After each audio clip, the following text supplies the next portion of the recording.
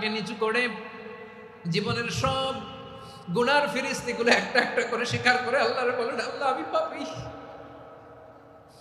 আল্লাহ আমার চেয়ে বড় পাপী এই দুনিয়াতে কেউ নাই। আমরা বলবো, আল্লাহ তুমি প্রশ্ন করার আগে তোমার একটা কথা বলি, আমারে কিছু জিজ্ঞেস করো না, আমি সব করেছি। এমন কোন পাপ নাই যে পাপ আমারে দিয়ে হয় নাই।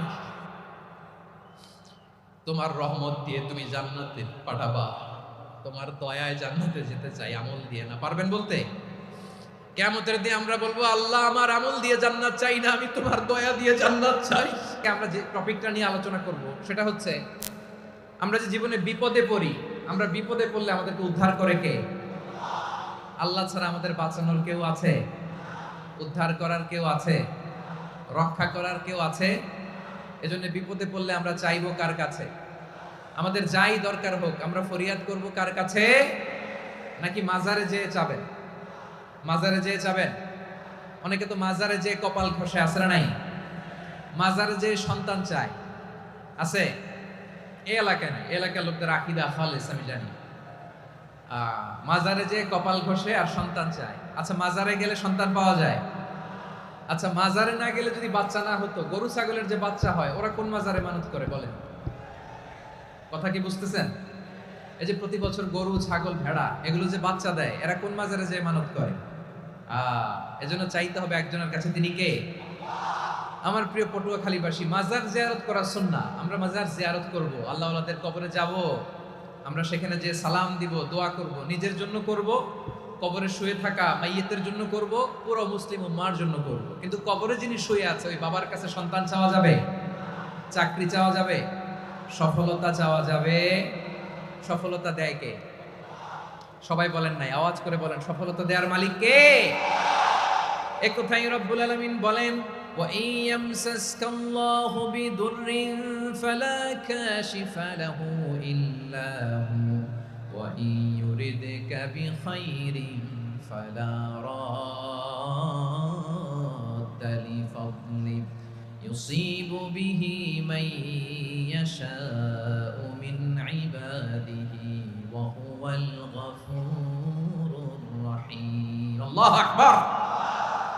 আল্লাহ বললেন, ওয়া ইয়ামসাসকাল্লাহু বিদুররিন ফালা কাশিফা লাহু ইল্লা হু। আল্লাহ যদি তোমাকে কোনো বিপদ স্পর্শ করায়, আল্লাহ যদি তোমারে কোনো বিপদে ফেলে দেয়, ওই বিপদ থেকে উদ্ধার করার তিনি ছাড়া আর কেউ নাই। জোরে বলেন ঠিক কিনা? তিনি যদি কোনো বিপদে ফেলেন, তিনি ছাড়া বিপদ থেকে উদ্ধার করার কেউ নাই। আর তিনি যদি তোমার প্রতি কোনো অনুগ্রহ করতে চান, ওই অনুগ্রহ ঠেকিয়ে দেওয়ার ক্ষমতাও কারো নাই।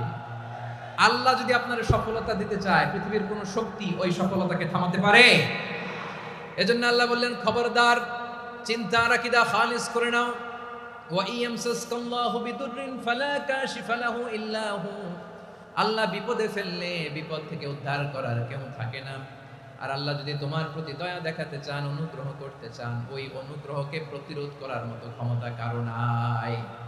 তিনি তার বান্দাদের মধ্য থেকে যাকে ইচ্ছা তাকে দেন, যত ইচ্ছা তত দেন। তিনি ক্ষমাশীল, তিনি মেহেরবান। সুবহানাল্লাহ। তিনি ক্ষমাশীল, তিনি মেহেরবান। তাহলে এই আয়াত থেকে আমরা বুঝতে পারলাম, আমরা যদি বিপদে পড়ি আমাদেরকে কেউ বাঁচাতে পারে না। আমার বাবা আমারে বাঁচাতে পারে? হ্যাঁ? আমার মা আমাকে বাঁচাতে পারে? আমার বন্ধু আমারে বাঁচাতে পারে? আমার দলের কর্মী আমাকে বাঁচাতে পারে? আমার পীর সাহেব আমারে বাঁচাতে পারে? আমার পটুয়াখালীর ভাইয়েরা খেয়াল রাখবেন, বাঁচাতে পারে এক মহান সত্তা, উদ্ধার করতে পারে এক মহান সত্তা। চিৎকার করে বলুন, তিনি কে? আবার আল্লাহ বললেন, আম্মাই ইউজিবুল মুদতাররা ইযা দাআহু ওয়া ইয়াকশিফুস সুআ ওয়া ইয়াজআলুকুম খুলাফাআল আরদ আইলাহুম মা'আল্লাহ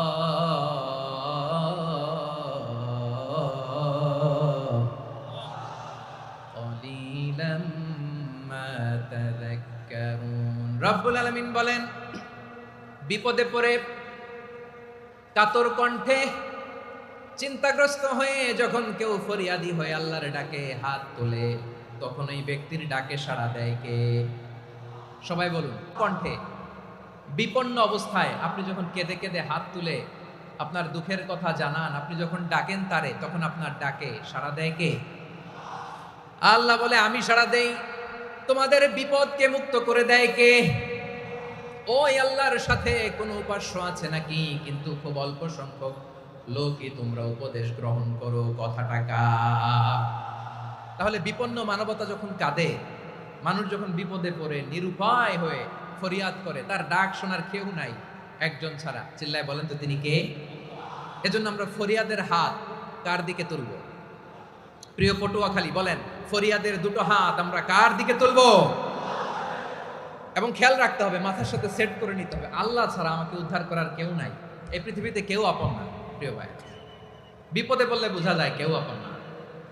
আপন শুধু একজন মহান সত্তা, তিনি কে? এটা কি আপনারা খেয়াল রাখতে পারবেন?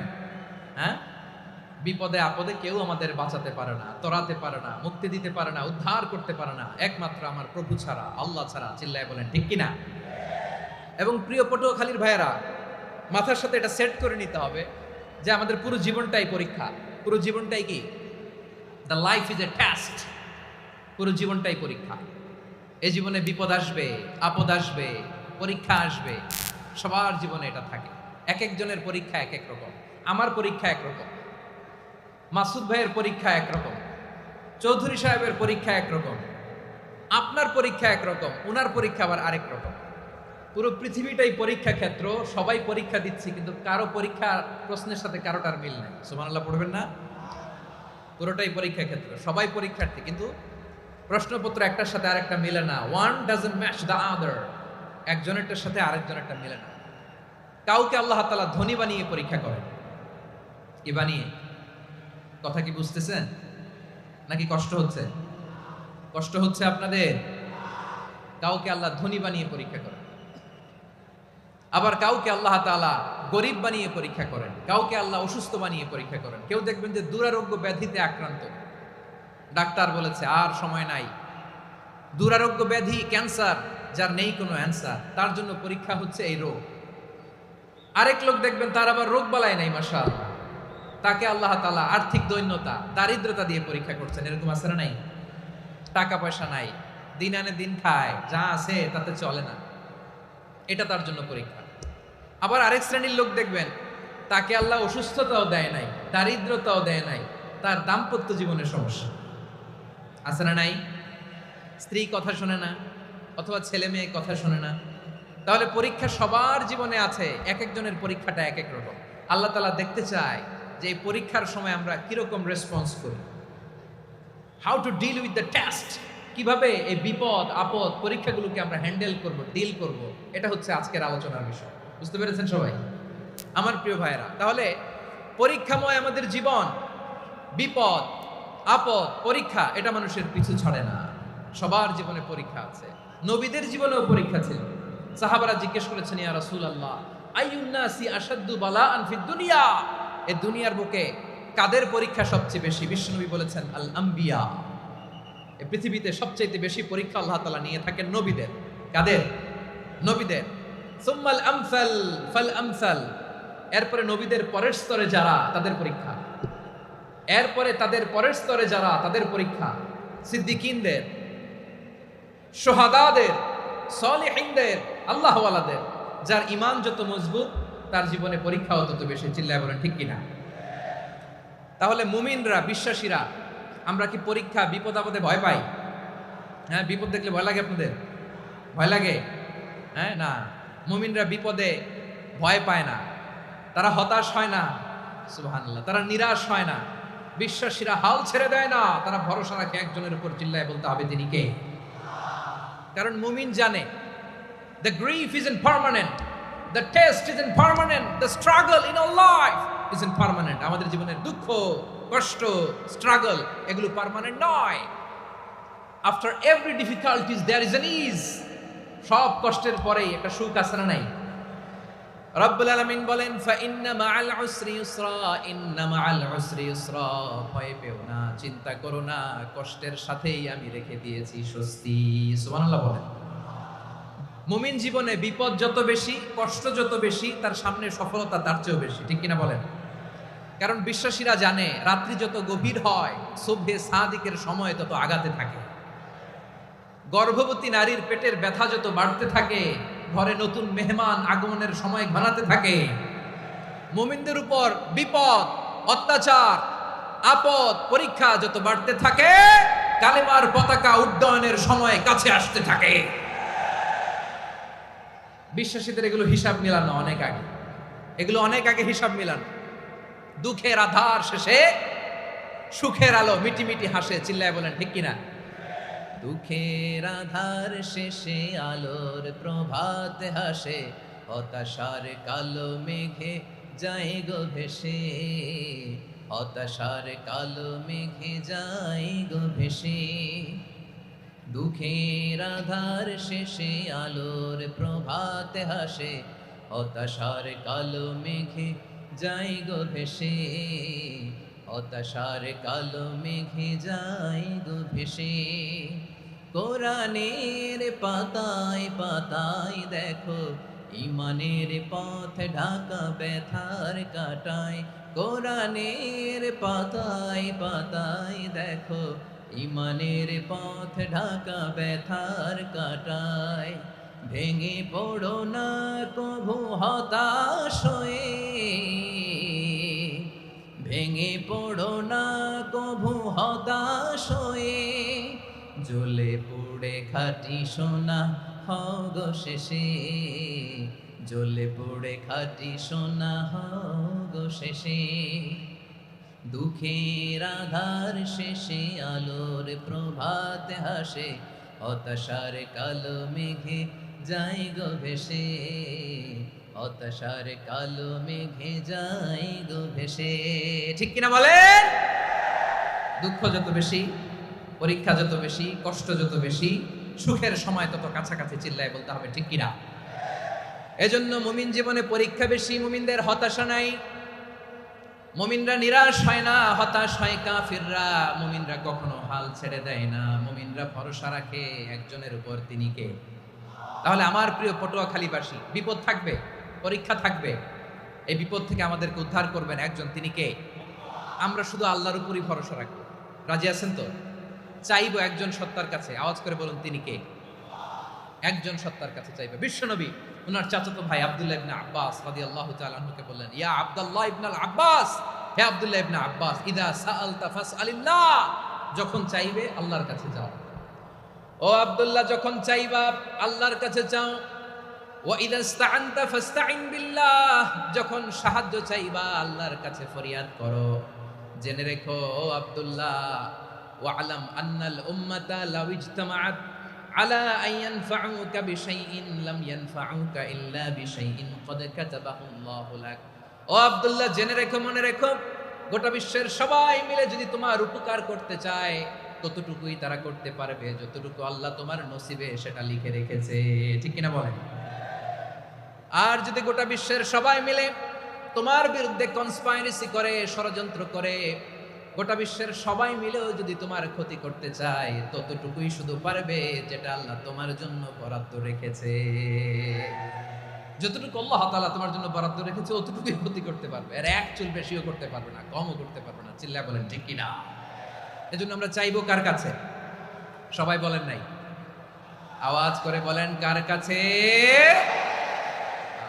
সব সময় আমরা আল্লাহর কাছে চাইবো, বিপদে আপদে, সুখে দুঃখে, সচ্ছল অবস্থায় অসচ্ছল অবস্থায়, পরাজয়ের সময় বিজয়ের সময়, সব সময় আমরা ভরসা রাখবো কার উপর? সবাই বলুন। একদল লোক আছে যারা বিপদে পড়লে আল্লাহরে ডাকে, আছে না নাই? পটুয়াখালীতে মাশাআল্লাহ নাই। বিপদ আসলে আল্লাহরে ডাকে, বিপদ নাই আল্লাহও নাই। বিপদে পড়লে নামাজ পড়ে, বিপদও নাই নামাজও নাই।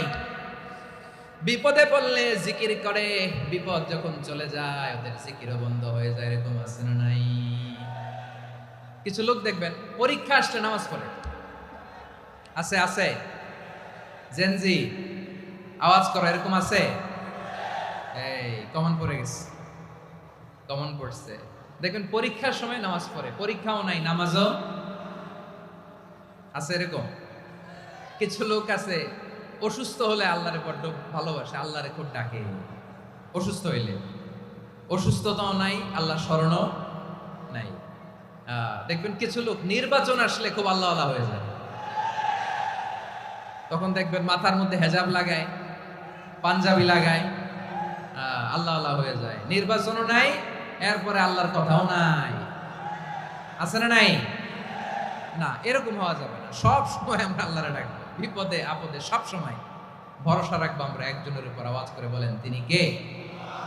এ কোথায় আল্লাহ তাআলা আমাদের চোখে আঙ্গুল দিয়ে জানিয়ে দিলেন, ফাইদা রাকিবু ফিল ফুলকি দা'আউল্লাহা মুখলিসিনা লাহুদ্দিন ফালাম্মা নাজ্জাহুম ইলাল বাররি ইযা হুম ইউশরিকুন। আল্লাহ বলে, একদল লোক আছে, তারা যখন নৌযানে চড়ে, জলযানে চড়ে, সাগরের মধ্যে যখন জাহাজে চড়ে, লঞ্চে চড়ে, তারা যখন তুফানের সম্মুখীন হয়, তখন তারা আল্লাহরে বড্ড বেশি ডাকে, একান্তভাবে ডাকে, বিশুদ্ধ চিত্তে ডাকে। আবার তুফান থেকে তাদেরকে সেফ জোনে নিয়ে, নিরাপদ জোনে নিয়ে যখন বন্দরে আমি আল্লাহ তাদেরকে ভিড়িয়ে দেই, ওই লোকগুলো আবার আমি আল্লাহর সাথে শিরিক করে। এরকম আছে না নাই? জাহাজে উঠছে, সাগরের মাঝখানে তুফান, ওই সময় দেখবেন আল্লাহ কারে কয়। এই কথা তো আপনাদেরকে বোঝানো সহজ, আপনারা তো নদীর দেশের মানুষ। লঞ্চে চড়েন নাই কারা কারা দেখি? লঞ্চে চড়ছেন? হ্যাঁ, লঞ্চে চড়ে নাই এরকম একজনও নাই এখানে। আচ্ছা, লঞ্চে উঠছেন কে কে দেখি? মাশাআল্লাহ, মাশাআল্লাহ, মাশাআল্লাহ। ঠিক আছে, আপনাদের বোঝানো সহজ। আচ্ছা, লঞ্চে উঠে তুফানের সম্মুখীন হয়েছেন, জলোচ্ছ্বাস, সবাই? মাশাআল্লাহ। তো এই ওয়াজ তো আপনাদের মুখস্থ, ঠিক কিনা বলেন? আমার বলার দরকার নাই, বলেন। মাঝ নদী, তুফান, জলোচ্ছ্বাস, জলের মধ্যে উচ্ছ্বাস, ঢেউ, টর্নেডো, সাইক্লোন, মেঘের ঘনঘটা, পরিবেশ ঘুটঘুটে অন্ধকার, লঞ্চ একবার এদিকে আরেকবার ওইদিকে, ভিতরে কি অবস্থা হয় বলেন তো? হ্যাঁ, তখন মুসলিম আল্লাহর ডাকে, হিন্দু আল্লাহর ডাকে, ঠিক কিনা বলেন? আস্তিক আল্লাহর ডাকে, নাস্তিক আল্লাহর ডাকে, ঠিক কিনা? লঞ্চের ভেতর, স্টিমারের ভেতর কান্নারে রোল পড়ে যায়, চিৎকারের রোল পড়ে যায়, সবার মুখ দিয়ে শুধু একটা আওয়াজ, লা ইলাহা লা ইলাহা লা ইলাহা সুবহানাল্লাহ আলহামদুলিল্লাহ লা ইলাহা। আল্লাহ নামের জিকির করবে যারা, আল্লাহর কাছে প্রিয় তারা, আল্লাহর কাছে প্রিয় যারা, জান্নাতে প্রবেশ করবে তারা। জোরে লা ইলাহা লা ইলাহা ইল্লাল্লাহ লা ইলাহা ইল্লাল্লাহ মুহাম্মাদুর রাসূলুল্লাহ সাল্লাল্লাহু আলাইহি ওয়াসাল্লাম। আমার প্রিয় পটুয়াখালীবাসী, তাহলে লঞ্চের ভেতরে যখন আমরা তুফানের মধ্যে পড়ি, তখন সবাই মিলে আমরা একটা নামের জিকির করি। নামটা কার? মুসলমানেরাও ডাকে, হিন্দুরাও ডাকে, আস্তিকও ডাকে, নাস্তিকও ডাকে, সবাই ডাকে একজনকে, তিনি কে? আবার দেখবেন ওই আল্লাহ তুফানের পরে, ঝড়ের পরে ওই লঞ্চটাকে যখন সদর ঘাটে ফিরিয়ে দেয়, আবার আমরা নাফরমানি শুরু করে দেই। সে কোথায় আল্লাহ বললেন, ফাইদা রাকিবু ফিল ফুলকি দা'আউল্লাহা মুখলিসিনা লাহুদ্দিন ফালাম্মা নাজ্জাহুম ইলাল বাররি ইযা হুম ইউশরিকুন। সাগরে যখন তুফানে পড়ে আমি আল্লাহর ডাকে, আবার আমি আল্লাহ যখন বাঁচিয়ে দেই, আবার আমি আল্লাহর সাথে শিরিক শুরু করে। আমরা কি এরকম হতে চাই নাকি? এরকম করবেন? হ্যাঁ, না, আমরা তুফানে পড়লেও আল্লাহরে ডাকি, আবার বাঁচায় দেওয়ার পরেও ডাকি কারে? আল্লাহকেই ডাকি। বিমানের মধ্যে মাঝে মাঝে দেখবেন যে এয়ার টার্বুলেন্স হয়, জানেন? এয়ার টার্বুলেন্স জানেন তো? মাঝে মাঝে বিমানটা বাউন্সিং করে, বাম্পি, ভেরি বাম্পি ওয়েদার। শুনেন নাই? 40,000 ফিট উপরে যখন থাকে, তখন পাইলট মাঝে মাঝে বলে, dear passengers, ladies and gentleman, right now we are flying 40,000 feet above the ground and we are passing very air turbulence, very heavy air turbulence right now. Please fasten your seat belt. দেখবেন মাঝে মাঝে বলে যে ভদ্রমহিলা, ভদ্র মহোদয়গণ, আমরা 40,000 fit উপর দিয়ে যাচ্ছি আর এয়ার টার্বুলেন্স ফেস করছি। মেহেরবানি করে আল্লাহর হস্তে সিট বেল্ট বাঁধুন। তখন বিমানটা এরকম বাউন্সিং করে, শেকিং করে। আপনারা মুখোমুখি হয়েছেন? ইদানিং এই এয়ার টার্বুলেন্স বেড়ে গিয়েছে। গত বছর আমার ইন্টারন্যাশনাল অনেকগুলো ফ্লাইট ছিল, তো আমি দেখলাম যে আগের ফ্লাইটগুলোর তুলনায় এখন এয়ার টার্বুলেন্স খুব বেশি। আমি একটু রিসার্চ করে দেখলাম, ক্লাইমেট চেঞ্জের কারণে, জলবায়ু পরিবর্তনের কারণে আকাশের বাতাসের মুভমেন্টে পরিবর্তন হয়েছে, ফলে এখন বিমান শেকিং করে বেশি, বাউন্সিং, বাম্পি ওয়েদার। তো বলেন তো 40,000 ফিট উপরে যখন আপনি, কয় হাজার ফিট? সবাই বলুন কয় হাজার ফিট? 40,000 ফিট উপরে যখন আপনি, তখন যখন বিমানটা এরকম বাউন্সিং করে, সবাই যখন ভমিটিং করে বিমান নষ্ট করে দেয়, বমি করে, তখন বাঁচানোর কে আছে আল্লাহ ছাড়া? কেউ আছে? ওই মুহূর্তেও সবাই মিলে একজনকে ডাকে আওয়াজ করে বলেন তিনি কে? মাঝে মাঝে কিছু সোশ্যাল মিডিয়ায় কিছু ভিডিও পাওয়া যায় যে হেভি যখন এয়ার টার্বুলেন্স হয়, 10 সেকেন্ড 15 সেকেন্ডের কিছু ভিডিও পাওয়া যায়, বিমানটা এরকম বাউন্সিং করছে, বাম্পি ওয়েদার, কাঁপছে, মানুষগুলো বমি করছে, অক্সিজেন মাস্কগুলো সব ঝুলে পড়েছে, বিমানটা শুধু কাঁপছে। তখন দেখবেন বিমানের ভেতরেও এরকম লঞ্চের মতো চিৎকার আছে না নাই? বিমানের ভেতরেও তখন চিৎকার। গত বছর হিথ্রো এয়ারপোর্ট থেকে সিঙ্গাপুর এয়ারলাইন্সের একটা ফ্লাইট, হিথ্রো টু চাঙ্গি, একটা ফ্লাইটে এমন বেশি এয়ার টার্বুলেন্সের শিকার হয়েছিল ওই এয়ারক্রাফটটা, 33 জন যাত্রী সেখানে আহত হয়েছে, একজন যাত্রী নিহত হয়েছে। কেবিন ক্রুজ, এয়ার হোস্টেস যারা আছে, একজনের নাক ফেটে, চোখ ফেটে, কপাল ফেটে, ব্লিডিং হয়ে শয়লা। প্রিয় ভাইরা, ওই 40,000 ফিট উপরে বিমানটা যখন কাঁপবে, তখন আমাদেরকে আল্লাহ ছাড়া আর কেউ বাঁচানোর আছে? এত আস্তে বললে হবে? ওই কঠিন মুহূর্তে আমার বাবা আমারে বাঁচাতে পারে, আমার বন্ধু আমারে বাঁচাতে পারে। এই গ্রাউন্ডে, জমিনের বুকে আমার প্রোটোকল, আমার ক্ষমতা, আমার দাম্ভিকতা, কোনো কিছু আমারে বাঁচাতে পারে একজন ছাড়া। চিল্লায় বলতে হবে তিনি কে? সে আল্লাহ বললেন, গোলাম আমি বিপদের সময় ঠিকই তোমাদের বাঁচিয়ে দেই। ওই বিমানের ভেতরে 40,000 ফিট উপরে যখন তোমরা এয়ার টার্বুলেন্সের শিকার হও, তখন নাস্তিকও আল্লাহরে ডাকে, হিন্দু আল্লাহরে ডাকে, জোরে বলেন ঠিক কিনা? আবার বিমানটা যখন শান্ত হয়ে যায়, একটু পরেই বিমানের স্ক্রিনের মধ্যে হিন্দি সিনেমা খোঁজে। বিমানের স্ক্রিনে কিন্তু বিশাল ওখানে আফলাম ফিল্মের একেবারে বুঝাই করা। বিমানটা শান্ত হলে আবার হিন্দি সিনেমা দেখা শুরু করে। একটু আগে ডাকছিল কারে? কারে? দেখবেন বাংলাদেশে আমাদের ক্রিকেটাররা যখন অন্য কোনো দেশের সাথে খেলে, অনেক সময় এমন হয় বল বাকি একটা, রান দরকার 6টা। বল বাকি কয়টা? পটুয়াখালী বুঝে নাই বোধহয়। বল বাকি কয়টা? রান দরকার। আপনি দেখবেন ক্যামেরাম্যান তখন গ্যালারিতে খালি দেখায় দর্শকদের যে কি অস্থিরতা। হিপ হপ স্টাইলের মেয়েটা, যে মেয়েটার ওড়না এতক্ষণ ছিল গলায়, এতক্ষণ কই ছিল, ওই মেয়েটা দেখবেন ওড়নাটা টেনে মাথায় দিয়ে এরকম মুনাজাত ধরতেছে, আল্লাহ আল্লাহ, একটা সক্কা, আল্লাহ আল্লাহ, আমার লাল সবুজের পতাকারে তুমি অপমানিত কইরো না আল্লাহ, ইন্ডিয়ার সাথে আমাদের খেলা আল্লাহ আল্লাহ, একটা সক্কা, একটা একটা। পুরো পুরো খেলা জুড়ে এই মেয়ের ওড়না ছিল গলায়, কিন্তু যখন 1 বলে 6 রান দরকার, ওড়না চলে আসছে কোথায়? মাথায়। আবার মুনাজাত আছে না নাই? ঠিকই বাংলাদেশের দামাল ছেলে এমন এক শট মারলো, বল চলে গেল স্টেডিয়ামের বাইরে, ছক্কা, জিতে গেলাম আমরা। পুরো স্টেডিয়াম জুড়ে চিৎকার, হই হুল্লোড়, মৌজ মাস্তি। যেই মেয়েটা মাথার মধ্যে ওড়না দিয়ে এতক্ষণ সুবহানাল্লাহ সুবহানাল্লাহ বলে আল্লাহর কাছে দোয়া করেছে, ওই মেয়ে এখন আবার ওড়না ফেলে দিয়ে নাচা শুরু করে দিয়েছে। তাহলে আল্লাহর ভয়, আল্লাহর প্রতি আস্থা, বিশ্বাস, ভালোবাসা, এটা কি ক্ষণিকের জন্য? মানে আমার যখন লাগবে তখন আল্লাহর ইউজ করবো নাকি?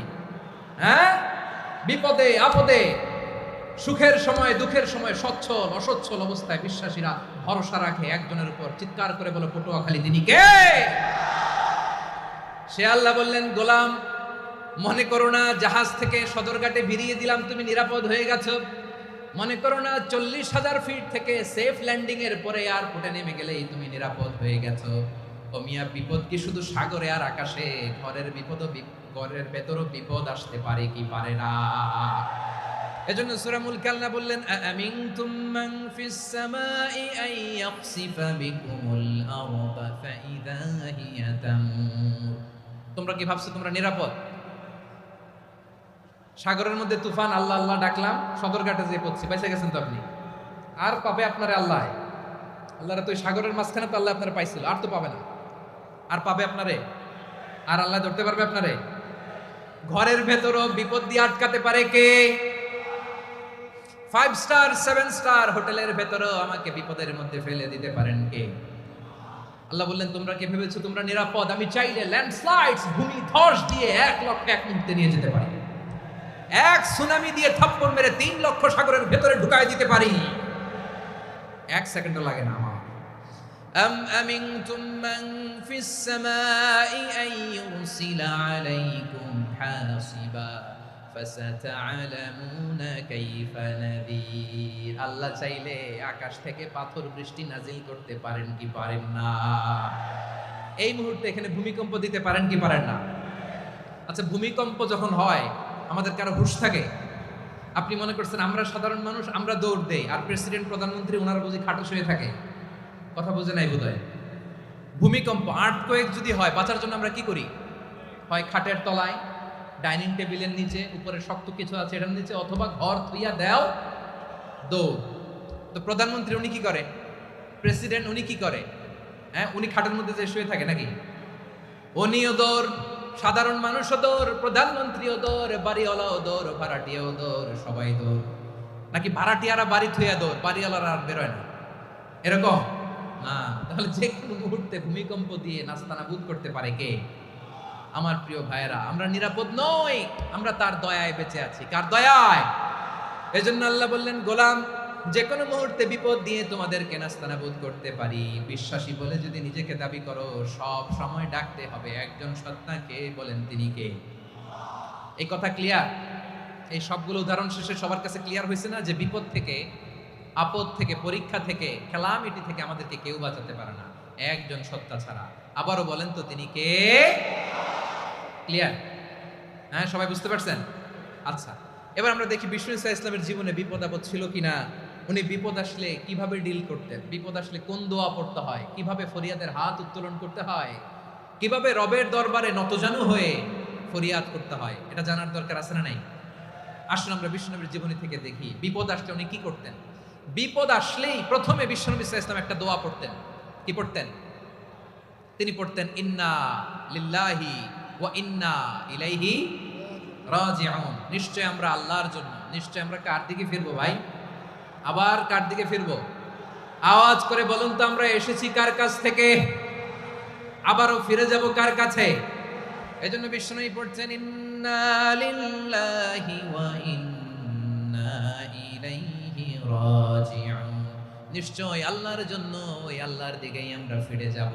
তারপরে বিষ্ণুই পড়তেন আল্লাহুম্মা আজুরনি ফি মুসিবাতি ওয়াখলুফ লি খায়রাম মিনহা। একসাথে প্রথমে পড়তেন ইন্না লিল্লাহি ওয়া ইন্না ইলাইহি রাজিউন, তারপর পড়তেন আল্লাহুম্মা আজুরনি ফি মুসিবাতি ওয়াখলুফ লি খায়রাম মিনহা। মানে আল্লাহ, এই যে আমি বিপদে ধৈর্য ধারণ করলাম, এটার সব তুমি আমারে দাও, আর যেটা হারালাম এর চেয়ে ভালো কিছু দিয়ে মেকআপ করে দিও, ভালো কিছু দিয়ে বদল করে দিও। সুবহানাল্লাহ পড়েন। তাহলে বিপদ আসলে আমরা কি পড়ব? কথা বলেন। এই যে আমি শুয়েছিলাম, নাশিদ গাচ্ছিল ওরা, এদেশে পরস্পরে দেখা হলে দেয় সালাম, এদেশে আমজনতার হৃদয় জুড়ে পাকালাম, এদেশে বিপদ এলে সর্বজনে সর্বক্ষণে দোয়া পড়ে ইন্না লিল্লাহি। কি পড়ে? সুবহানাল্লাহ সুবহানাল্লাহ সুবহানাল্লাহ সুবহানাল্লাহ। এদেশে আজান শুনে সূর্য ওঠে শহর গ্রামে, এদেশে আজান শুনে সূর্য ডুবে সন্ধ্যা নামে, এদেশে সকল কাজে সবাই বলে বিসমিল্লাহ, এদেশে ভালো কিছু দেখে শুনে হাসি মুখে সবাই বলে মাশাআল্লাহ। সুবহানাল্লাহ পড়েন। তাহলে বিপদ এলে আমরা কি পড়ি? কথা বুঝলে সবাই উত্তর দিতে হবে। বিপদ এলে কি পড়ি? তাহলে বিপদ এলেই আমরা এখন থেকে ইন্না লিল্লাহ করব, নাকি হাই হুতাশ করবেন? একদল আছে হাই হুতাশ করে, হায় আল্লাহ রে মোর কি হইল রে, মুই কি হরমু রে, মুই কমবে জামু রে। আছে না নাই? এরকম বিলাপ করতে নিষেধ করেছেন বিশ্বনবী। কি করব, কই যাব, কি হবে, হায় হায়, এরকম হাহুতাশ আছে না নাই? বিশ্বাসীরা হাহুতাশ করে না, তারা ইন্না লিল্লাহ পড়ে।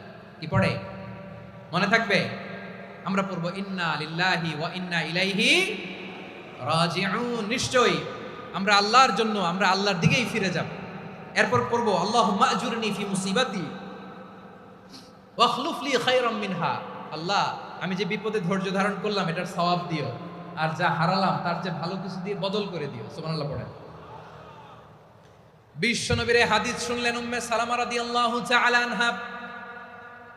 ওনার স্বামী হলো আবু সালামা। মজার ঘটনা খেয়াল করে শুনেন আমার প্রিয় কলিজার টুকরা ভাইয়েরা। কানগুলো খরগোশের কানের মতো খাড়া করে আমার দিকে তাকান। সাইয়্যিদাতুনা উম্মে সালামা রাদিয়াল্লাহু তাআলা আনহা, ওনার স্বামীর নাম আবু সালামা। শ্রেষ্ঠ দম্পতি, শ্রেষ্ঠ ফ্যামিলি। প্রথমে হিজরত করেছিলেন হাবাসায়, পরে হিজরত করেছেন মদিনায়। উহুদ যুদ্ধের পরে ওনার স্বামী আবু সালামা ইন্তেকাল করলো, শহীদ হলো। সুবহানাল্লাহ পড়েন। যখন আবু সালামা ইন্তেকাল করলো, উম্মে সালামা রাদিয়াল্লাহু তাআলা আনহা কেঁদে কেঁদে হয়রান। আর নবীর শিখানো বাণী অনুযায়ী তিনি বারবার পড়ছিলেন ইন্না লিল্লাহ। কি পড়ছিলেন? জামু কি হরমু এগুলো বলে নেই, কি বলছে? ইন্না লিল্লাহ। যেহেতু বিশ্বনবী বলেছেন কেউ যদি বিপদের প্রথম ধাক্কায় পড়ে ইন্না লিল্লাহি ওয়া ইন্না ইলাইহি রাজিউন, আল্লাহুম্মা আজুরনি ফি মুসিবাতি ওয়া খলুফ লি খায়রাম মিনহা, তাহলে এই বিপদে যে সে যা হারালো তার চেয়ে শ্রেষ্ঠ কিছু দিয়ে আল্লাহ তার বদল দিয়ে দিবে।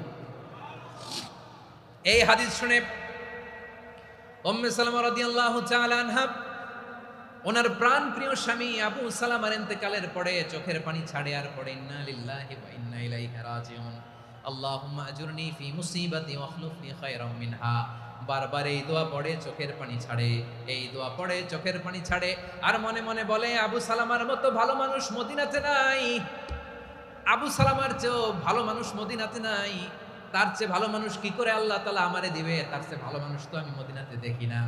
চোখের পানি দিয়ে বুক ভাসায় আর নবীর হাদিসের উপর আমল করে পড়ে ইন্না লিল্লাহি ওয়া ইন্না ইলাইহি রাজিউন, ইন্না লিল্লাহি ওয়া ইন্না ইলাইহি রাজিউন।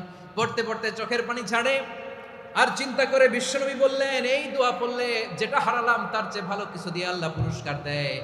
আবু সালামার চেয়ে ভালো মানুষ মদিনার মধ্যে আর কে হতে পারে? কি আজীব তামাশা, কি অবাক করা ঘটনা। কিছুদিন পরে দেখা গেল সাইয়্যিদুল মুরসালিন রাহমাতাল লিল আলামিন স্বয়ং বিশ্ব নবী উম্মে সালামাকে বিয়ের প্রস্তাব পাঠিয়েছে। স্বয়ং বিশ্ব নবী উম্মে সালামা রাদিয়াল্লাহু তাআলা আনহাকে বিয়ের প্রস্তাব পাঠিয়েছেন। উনি রাজি হয়ে গেলেন, বিয়ে হয়ে গেল, উনি হয়ে গেলেন উম্মুল মুমিনিন, আমাদের মা, পুরো মুসলিম উম্মার মা। চিৎকার করে বলেন আল্লাহু আকবার। তাহলে আমার প্রাণ প্রিয় ভাইরা, বিপদে পড়লে আমরা পড়বো ইন্না লিল্লাহি ওয়া ইন্না ইলাইহি রাজিউন, আল্লাহুম্মা আজুরনি ফি মুসিবাতি ওয়া খলুফ লি খায়রাম মিনহা। পড়বেন? পড়বেন না? যারা যারা বিপদ আসলে এই দোয়াটা পড়বেন এখন থেকে আওয়াজ করে ইনশাআল্লাহ বলেন। যা হারাইছেন তার চেয়ে শ্রেষ্ঠ জিনিস দিয়ে বদলা দিবে কে? বিশ্বাস হয়? একটু সন্দেহ লাগে মনে হয়, একটু সন্দেহ সন্দেহ আছে? যাদের বিশ্বাস হবে তাদের কি আল্লাহ উত্তম বদলা দিবে, ঠিক কিনা বলেন? তাহলে বিপদে পড়লেই প্রথমে আমরা এটা পড়ব। দোয়াগুলো যদি এখন মুখস্থ না হয়, এই যে রেকর্ডিং হচ্ছে, পেয়ে যাবেন, কালকেই পেয়ে যাবেন। শুনে শুনে মুখস্থ করবেন। আমার মায়েরা, আমার বোনেরা, আপনাদের জন্য 3টি মাঠের অ্যারেঞ্জমেন্ট করা হয়েছে, আমি জানি। আপনারাও এই দোয়াগুলো পড়বেন, আপনার স্বামীকে শেখাবেন, সন্তানকে শেখাবেন, আপনার পুরো পরিবারটাকে জান্নাতের টুকরো বানিয়ে দিবে কে? তাহলে বিপদ আসলে প্রথমে কি পড়তে হবে এটা জেনে গেলাম। এরপরে বিপদ আসলে নিজেকে কি করে আল্লাহর কাছে সঁপে দিতে হয় এটাও জানার দরকার আছে না? নাই? বিপদে প্রথমে ইন্না লিল্লাহ করলাম, ধৈর্য ধারণ করলাম, বিপদ থেকে উদ্ধারের সর্বোচ্চ চেষ্টা করলাম। আমার কাজ যখন শেষ তখন আমি আমার এই বিষয়টা আল্লাহর কাছে সঁপে দিব। কার কাছে সুপর্দ করব? কার কাছে? বিপদে বললে কেমন করে নিজেকে আল্লাহর কাছে সঁপে দিতে হয় আসুন সাইয়েদনা ইব্রাহিম আলাইহিস সালামের জীবনী থেকে জানি। আল্লাহর খলিল ইব্রাহিম আলাইহিস সালাম আমাদের মতো সমাজ ব্যবস্থা পায় নাই। আমরা জন্মের পরে আমাদের কানের ভেতরে আজান দিয়েছে কে? একামত দিয়েছে কে? আমাদের বাপদাদারা আমাদের কানে আজান দিয়েছে কি দেয় নাই? আমাদের জন্মের পরেই তো আজান, একামত, বাড়ির পাশে মসজিদ, প্রতিদিন আজান, জুমার খুতবা, প্রতি মাসে মাসে তাফসিরুল কোরআন মাহফিল, মসজিদ, মিনারা, অভাব নাই, ঠিক কিনা বলে? আপনি যেই সুন্দর ইসলামিক এনভায়রনমেন্ট পেয়েছেন, আমাদের ইব্রাহিম খলিল উনিও কি এরকম পেয়েছিলেন? হ্যাঁ, উনি জন্মের পর পরে ওনার কানে আজান দিছে কেউ? আমার প্রিয় ভাইরা, আগা গোড়া একটা শিরকি পরিবেশ উনি জন্মগ্রহণ করেছেন। উনি ছাড়া ওই তল্লাটে একজনও আল্লাহর উপর বিশ্বাসী নাই। কল্পনা করতে পারেন? গোটা তল্লাটে, গোটা দেশে বিশ্বাসী মুমিন, আল্লাহর উপর বিশ্বাস স্থাপনকারী কয়জন? সবাই বলেন কয়জন? বাকি সব মুশরিক। বাকি সব মুশরিক নিজের সাথে নিজে শক্ত বোঝাপড়া করে, অ্যানালজি করে, সেলফ কনভারসেশন করে উনি মহা সত্যের সন্ধান পেয়েছে। উনি আকাশের তারা দেখে ভাবে মনে হয় এটাই আমার খোদা, পরে দেখে তারা নাই, মনে মনে বলে না তাইলে এটা না। আবার চাঁদ দেখে বলে চাঁদটা বড় মায়া লাগে, মনে হয় এটাই আমার রব, পরে দেখে চাঁদও নাই, কয় না এটা না। এরপরে দ্বীপ প্রহরের জলজলে সূর্যটা খাঁ খাঁ করে গোটা পৃথিবীটারে রৌদ্র দিয়ে তাতিয়ে রাখে। তিনি ভাবলেন মনে হয় এটাই আমার রব, কারণ এটাই তো সবচেয়ে বড়।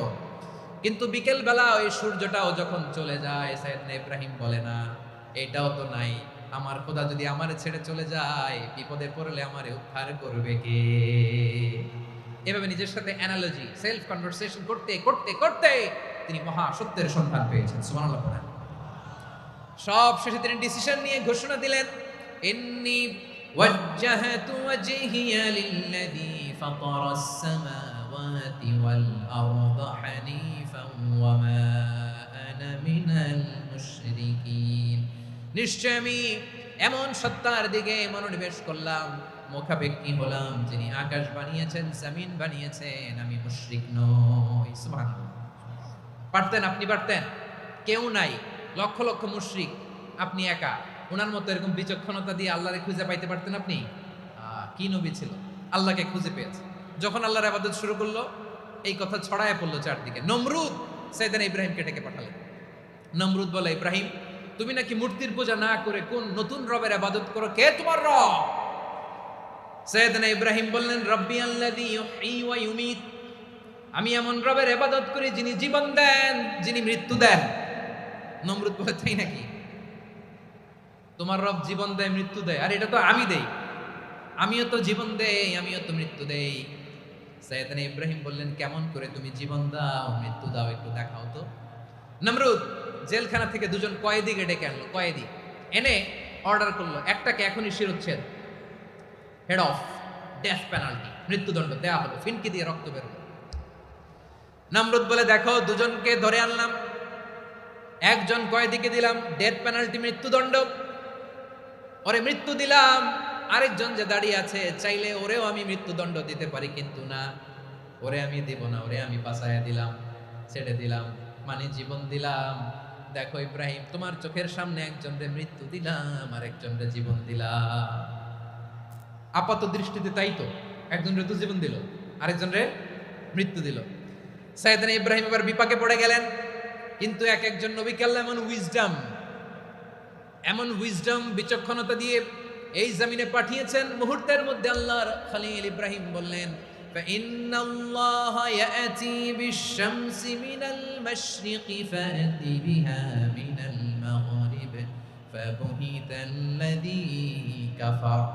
আল্লাহর খলিল ইব্রাহিম বললেন, নমরুদ বুঝলাম তুমি জীবন দাও, মৃত্যু দাও, দেখলাম, কিন্তু আমার রব, আমার আল্লাহ প্রতিদিন সকালবেলা উষা লগ্নে ওই পূর্ব দিগন্ত থেকে সূর্যটাকে উদিত করেন, সাঁঝের বেলা, বিকেল বেলা, কুথুরি লগ্নে, সন্ধ্যা বেলা ওই দ্বিপ্রহরের জল জলে সূর্যটাকে পশ্চিম দিগন্তে ডুবিয়ে দেন। মানে সকালবেলা পূর্ব দিক থেকে উদিত করা সূর্যটাকে পশ্চিম দিকে বিকেলে তিনি ডুবিয়ে দেন। তুমি যদি পারো ওই সূর্যটাকে পশ্চিম দিক থেকে উদিত করে পূর্ব দিকে ডুবিয়ে দাও। সুবহানাল্লাহ পড়বেন না? দেখেন, ইনস্ট্যান্ট ইন্টেলেক্ট, মুহূর্তে বিচক্ষণতা, উইজডম কাকে বলে? নমরুদ পারবে? নমরুদের বাপ পারবে? ওর দাদা, ওর 14 গোষ্ঠী, গোটা বিশ্বের সব ক্ষমতাধর রাষ্ট্রনায়করা একসাথে হলে পারবে? বা বুহিতাল্লাযী কাফার পারে নাই, ব্যর্থ হয়েছে। এবার তেলে বেগুনে জ্বলে উঠেছে, রেগে মেগে আগুন বলে, ফালকুহু ফিল জাহিম, ওর সাথে তর্ক নাই, না পেরে এবার এটারে আগুনে ফেলা। বিশাল বিশাল গাছ কেটে লাকড়ি এনে আগুনের কুণ্ডলি বানানো হলো, দাও দাও দাও দাও করে আগুন জ্বলে। আল্লাহর খলিল ইব্রাহিমকে আগুনে নিক্ষেপ করা হবে। আল্লাহর খলিল সাইয়েদনা ইব্রাহিমের হাতের মধ্যে রশি দিয়ে টাইট করে বাঁধা হলো, পায়ের মধ্যেও টাইট করে রশি দিয়ে বাঁধা হলো। আল্লাহর খলিল ইব্রাহিমকে আগুনের কুণ্ডলীর মধ্যে ফেলা হবে। অমিয়া, আপনি যে বিপদের কারণে ভয় পান, হতাশ হন, এটা কোনো বিপদ ওনার বিপদের সামনে? পটুয়াখালী আওয়াজ করে বলুন, সৈয়দনা খলিল ইব্রাহিমের বিপদের সামনে আমাদের বিপদগুলো কোনো বিপদ? এটা কোনো বিপদই না, এটা কোনো বিপদই না। হাত পা বেঁধে টাইট করে নিক্ষেপ করা হবে, সিম্পলি ফেলা যাবে না, কারণ দাও দাও করে দ্য ব্লেজিং ফায়ার, এমন আগুনের কুণ্ডলী, কাছে যাওয়া যায় না, আগুনের উত্তাপে নিক্ষেপ করা হবে। হাতে রশি বেঁধে পায়ে রশি বেঁধে আল্লাহর খলিল ইব্রাহিম আলাইহিস সালামকে আগুনের মধ্যে নিক্ষেপ করা হবে। আহা, এটার বলে অগ্নি পরীক্ষা। উনি অগ্নি পরীক্ষার সম্মুখীন হয়েছে, এজন্য কঠিন পরীক্ষাকে আমরা অগ্নি পরীক্ষার সাথে তুলনা করি, ঠিক কিনা? সাইয়েদনা জিবরাইল এসে বললেন, ও আল্লাহর খলিল, ওরা তো আপনার হাতও বেঁধে ফেললো, পাও বেঁধে ফেললো, নড়াচড়ার সুযোগ নাই, বলেন আমি জিবরিল ফেরেশতা আপনার জন্য কি করতে পারি? আল্লাহর খলিল ইব্রাহিম বলেন, ও জিবরাইল, তোমার কাছে আমার কোনো চাওয়া পাওয়া নাই। সুবহানাল্লাহ বলেন। তোমার কাছে বলার কিছু নাই, তোমার সাহায্যের আমার দরকার নাই। সাইয়েদনা ইব্রাহিম আলাইহিস সালামকে হাতে পায়ে রশি বেঁধে হাত পা বাঁধা অবস্থায় জ্বলন্ত অগ্নিকুণ্ডে যখন নমরুদের দলবল নিক্ষেপ করবে, আল্লাহর খলিল কিভাবে নিজেকে আল্লাহর কাছে সঁপে দিয়েছেন, পটুয়াখালীর ভাইরা খেয়াল করে শুনুন। হাত পা বেঁধে আল্লাহর খলিলকে যখন নিক্ষেপ করা হবে, তিনি মুখ ফুটে বলে ফেললেন, হাসবুনাল্লাহু ওয়া নি'মাল ওয়াকিল। হাসবুনাল্লাহু ওয়া নি'মাল ওয়াকিল, আমার জন্য আল্লাহই যথেষ্ট, আমার জন্য আল্লাহই যথেষ্ট, তিনি আমার সবচেয়ে বড় গার্ডিয়ান, তিনি আমার সবচেয়ে বড় অভিভাবক। জিব্রাইলের সাহায্যে অফারকে ফিরিয়ে দিলেন, দুনিয়ার বুকে কারো কাছে কিছু বলেন নাই, মুখ ফুটে বলেছেন হাসবুনাল্লাহ। ও আমার পটুয়াখালীর প্রাণের ভাইয়েরা, খেয়াল রাখবেন, কোন বান্দা তার হাতে থাকা সব চেষ্টাটুকুন করার পরে মুখ ফসকে মুখ দিয়ে যখন বলে ফেলে হাসবুনাল্লাহ, বান্দা যখন হাসবুনাল্লাহ বলে ফেলে, ওই ব্যাপারটা ডিল করার দায়িত্ব স্বয়ং আল্লাহ আরশের উপর থেকে নিয়ে নেয়। আপনি যখন বলে ফেলবেন হাসবুনাল্লাহ, এটা ডিলিং করবে কে তখন? চিল্লায় বলেন না, তিনি কে? বান্দা তার সাধ্যের সবটুকু চেষ্টার পরে নতজানু হয়ে যখন বলবে হাসবুনাল্লাহ, আল্লাহ তুমি আমার জন্য যথেষ্ট, নি'মাল ওয়াকিল, তুমি আমার শ্রেষ্ঠ অভিভাবক, তখন তার কি দরকার না দরকার এটা ডিল করে স্বয়ং আল্লাহ। নিক্ষেপ করা হলো সাইয়েদনা ইব্রাহিমকে অগ্নিকুণ্ডলীতে। হাজার হাজার মানুষের দৃশ্য দেখার জন্য জড়ো হয়েছে এরকম বিশাল ময়দানে। কিন্তু কি অবাক করা ঘটনা, সবাই ভয় পাচ্ছিল, না জানে কি হয়ে যায়। আল্লাহর খলিলকে যখন আগুনের কুণ্ডলীতে নিক্ষেপ করা হয়, আল্লাহর খলিল ইব্রাহিম আগুনের কুণ্ডলীর মধ্যে বসে বসে মানুষগুলোর দিকে তাকিয়ে হাসতে শুরু করে দেয়। কারণ আকাশ থেকে রব্বুল আলামিন স্পেশাল ভার্ডিক্ট নাজিল করেছেন, স্পেশাল হুকুম জারি করেছেন, কুল্লা ইয়া নারু কুনি বারদান ওয়া সালামান আলা ইব্রাহিম। ও আগুন, খবরদার, সৃষ্টি শুরু থেকে তোকে একটা ধর্ম আমি বাতলে দিয়েছিলাম, তোর ধর্ম, আগুনের ধর্ম হলো যা পাবে জ্বালিয়ে সারখার করবে। আল্লাহ বলল, ও আগুন, তোর ধর্ম দিয়েছিলাম, তুই সব জ্বালিয়ে পুড়িয়ে সারখার করে দিবি, কিন্তু ক্ষণিকের জন্য আমি তোর জ্বালিয়ে দেওয়ার ক্ষমতাটাকে কেড়ে নিলাম, জ্বালিয়ে ভস্ম করে দেওয়ার ক্ষমতা আমি কেড়ে নিলাম। কুনি বারদান, ঠান্ডা হয়ে যা, কিন্তু এত বেশি ঠান্ডা হবি না আবার আমার ইব্রাহিমের জন্য সর্দি লেগে না যায়।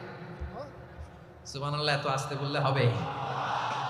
কুনি বারদান, বার্দ মানে বরফ, ঠান্ডা, ঠান্ডা হ, কিন্তু এত ঠান্ডা হবি না যাতে আমার ইব্রাহিমের কষ্ট হয়। আগুন বলে, আল্লাহ একবার বললাম ঠান্ডা হ, আবার বলো এত ঠান্ডা হবি না যাতে খালিলের সর্দি না লাগে। কেমন ঠান্ডা হব, কেমন এনভায়রনমেন্ট তৈরি করে দেব বলো? আল্লাহ বললেন, সালামান আলা ইব্রাহিম, আমার খলিল, আমার কলিজা, আমার ইব্রাহিমের জন্য তুই জান্নাতের গুল বাগিচা হয়ে যা। ও ভাই, নবী মুসার মতো ঈমান হলে রাস্তা হবে সাগর জলে, নবী ইউসুফের মতন ঈমান হলে একে একে দরজা খোলে, নবী ইব্রাহিমের মতন ঈমান যদি আজও থাকে বিদ্যমান, অগ্নিকুণ্ডে দেখতে পাবে খুবসুরত এক ফুলবাগান। কুলনা ইয়া নারু কুনি বারদান ওয়া সালামান আলা ইব্রাহিম। বান্দা যখন মুখ দিয়ে বলে হাসবুনাল্লাহ, আমার আল্লাহ আমার জন্য যথেষ্ট, এই বলে যখন নিজেকে সঁপে দেয়, তার কি লাগবে ওই দায়িত্ব স্বয়ং নিয়ে নেয় কে? সবাই বলেন, স্বয়ং নিয়ে নেয় কে? তাহলে আমার প্রিয় ভাইরা, বিপদের শুরুতেই আমরা বলবো ইন্না লিল্লাহ। শুরুতে কি বলবো? এরপরে যেই বাক্যটা পড়ে নিজের পরিস্থিতিকে আল্লাহর দরবারে সঁপে দিব, সেটা হচ্ছে হাসবুনাল্লাহ। সেটা কি? বিষ্ণু বলেন, লা ইয়াজালু লিসানুকা রাতাবান মিন যিকরিল্লাহ। সব সময় আল্লাহর স্মরণ দিয়ে, জিকির দিয়ে জিহ্বাটারে সিক্ত রাখো। আর শয়তানু জাসিমুন আলা কলবি ইবনে আদম। শয়তান বনি আদমের কলবে খামচি মেরে বসে থাকে। ফাইদা যাকারাল্লাহ খালাসা। মানুষ যখন আল্লাহর স্মরণ করে, জিকির করে, শয়তান দৌড়ে পালায়। ওয়া ইদা গাফালা ওয়াসওয়াসা। যখনই বনি আদম গাফেল হয়, তখনই শয়তান তার হৃদয়ে ওয়াসওয়াসা দেয়। এজন্য বিপদে পড়লে ইন্না লিল্লাহ, নিজের সব টুকুন করার পরে, নিজের রোল প্লে করার পরে নিজেকে আমরা কি বলে সঁপে দিব? সবাই বলেন, সবাই বলতে হবে। আরো জোরে বলে, মনে থাকবে?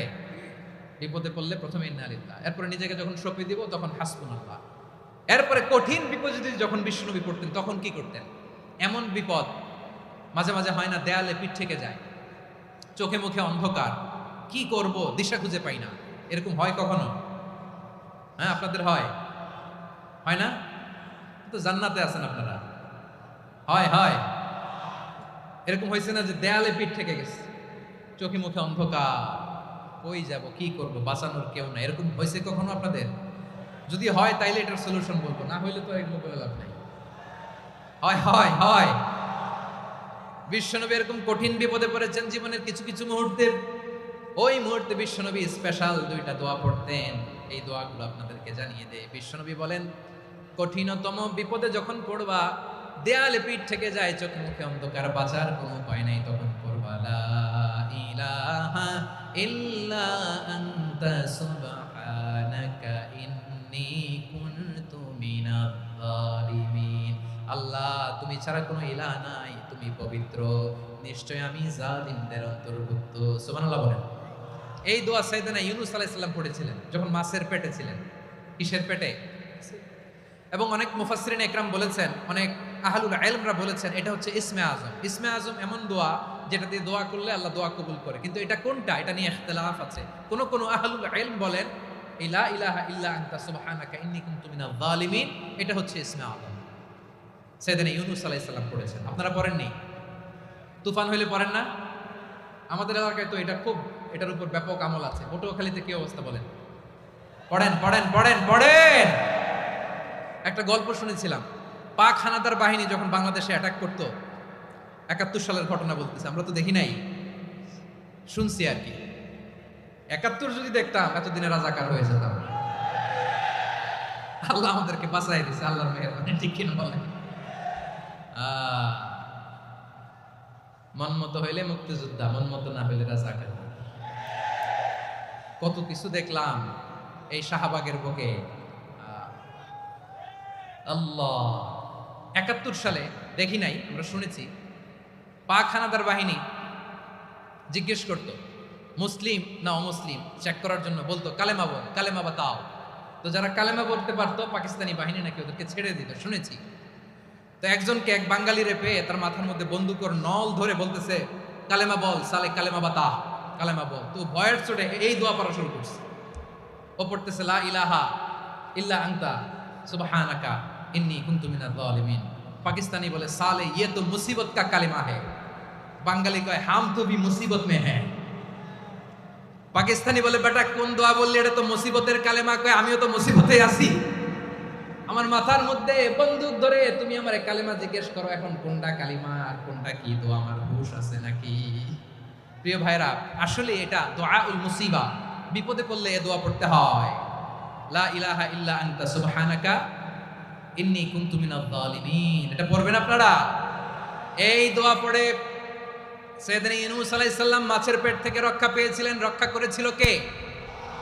তুমি ইউনূস নবী রে যখন খাইলো মাছেতে গিলিয়া, ফেরেশতা পাঠাইয়া দিলে ইসমে আজম দিয়া।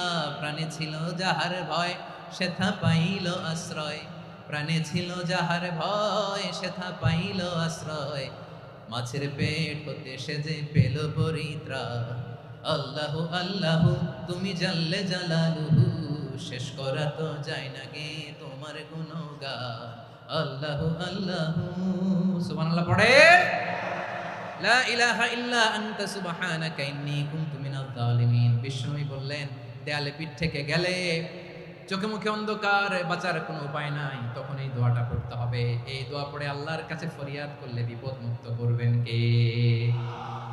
কেন এই দোয়াটা আল্লাহর কাছে বড্ড প্রিয় জানেন আমার ভাইয়েরা? কারণ এই দোয়ার মধ্যে তিনটা জিনিস আছে। আমি যেরকম আঙ্গুল উঁচু করেছি এরকম করেন তো। তিনটা। কয়টা? তিনটা। এক নম্বরে হচ্ছে তাওহীদ, দুই নম্বরে তাসবিহ, তিন নম্বরে তাকরীর। আই রিপিট, আবারও বলছি, এক নম্বরে তাওহীদ, দুই নম্বরে তাসবিহ, তিন নম্বরে তাকরীর। এই দোয়াটা আল্লাহর কাছে এত পছন্দনীয় কারণ এই দোয়ার প্রথম অংশে আছে তাওহীদ, আল্লাহর একত্ববাদের ঘোষণা। লা ইলাহা ইল্লা আনতা, ও আল্লাহ আপনি ছাড়া কোনো ইলাহ নাই, উপাস্য নাই। এই কথা বললে আল্লাহ বড় খুশি হয়ে যায়, সুবহানাল্লাহ পড়েন। এই দোয়ার দ্বিতীয় অংশে আছে তাসবিহ, মানে আল্লাহর প্রশংসা, প্রশংসা সূচক বাণী।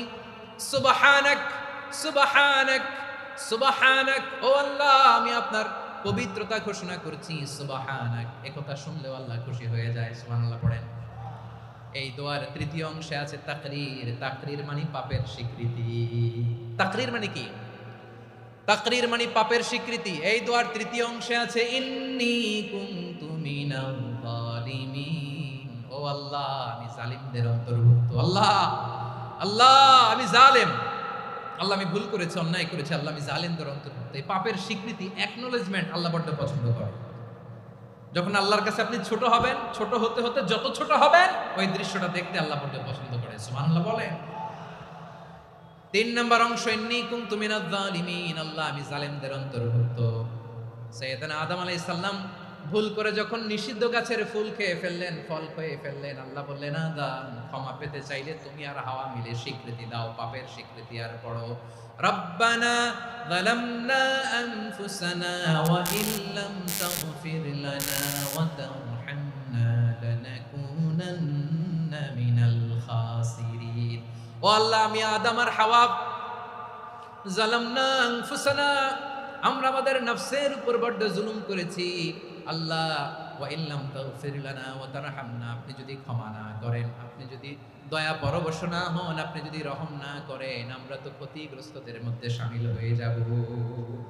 এই দোয়া করার সাথে সাথে সাইয়েদনা আদম আর হাওয়া আলাইহিস সালামকে ক্ষমা করে দিলেন কে? তাহলে এই দোয়ার তিন নম্বর অংশ তাকরীর, এটা আল্লাহ বড় পছন্দ করে। আমার কলিজার টুকরা ভাইয়েরা, গুনাহ করে শিকার যেতে হবে, এটা আল্লাহ ভালোবাসেন। সাইয়েদনা আবু বকর রাদিয়াল্লাহু তাআলা আনহু বিষ্ণু ইসলামকে বললেন, ইয়া রাসূলুল্লাহ আল্লিমনি দুআআন আদউ বিহি ফি সালাতি, নবী হে আপনি আমার এমন একটা স্পেশাল দোয়া শিখায় দেন যে দোয়াটা আমি নামাজে পড়ব।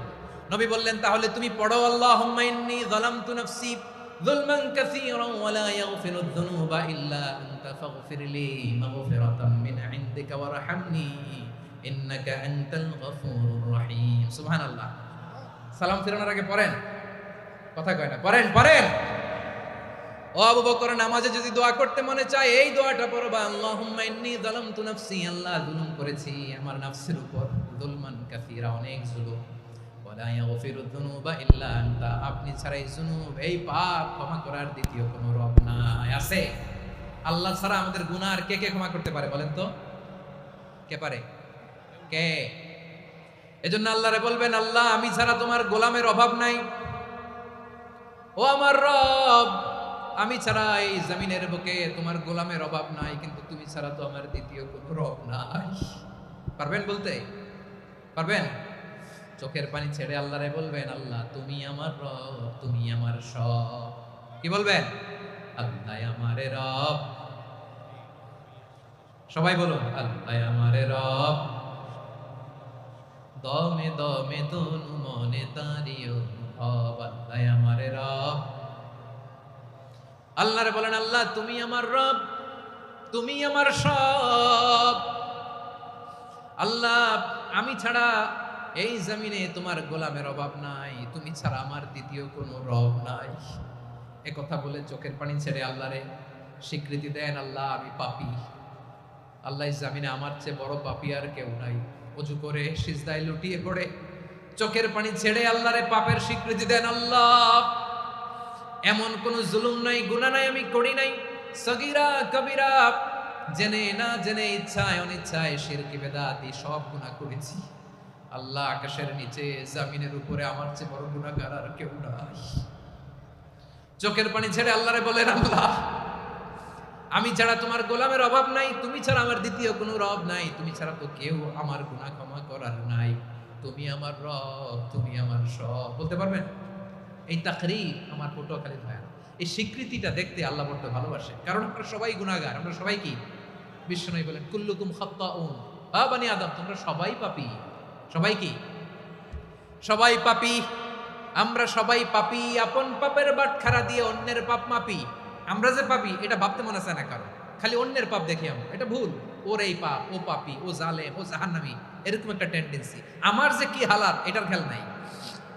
খেয়াল করতে হবে যে আমি সবচেয়ে বড় পাপী, ঠিক কিনা বলেন? পাপ করি নাই এমন কেউ আছি? হ্যাঁ আছি। কেউ না জানলেও জানে কি আমার পাপের ঘটনা?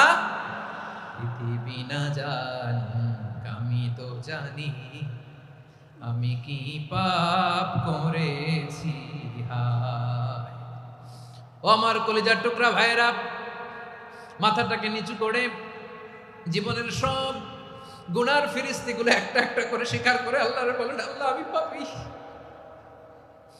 আল্লাহ আমার চেয়ে বড় পাপী এই দুনিয়াতে কেউ নাই।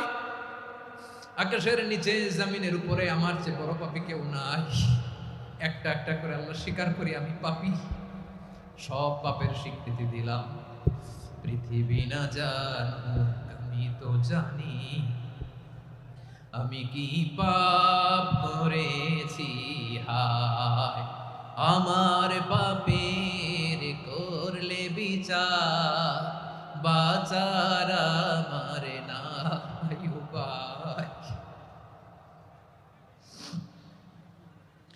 দয়াময় তুমি মাফ করো আমায়, মাফ করো আমায়। আল্লাহ তাআলা যদি দয়া করে আমাদেরকে মাফ না করে, আমাদের বাঁচার কোনো উপায় নাই। আপনি কি ভেবেছেন আপনার নামাজ দিয়ে আপনি জান্নাতে যাবেন?